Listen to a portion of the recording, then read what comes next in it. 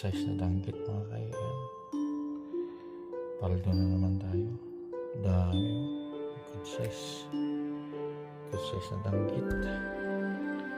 Ang paksiw. Ganda naman size na danggit. Fresh from the sea. Yeah? Fresh from the sea.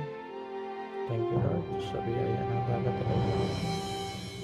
May pang-ulam ang paksiw ng mga paldo. Yan.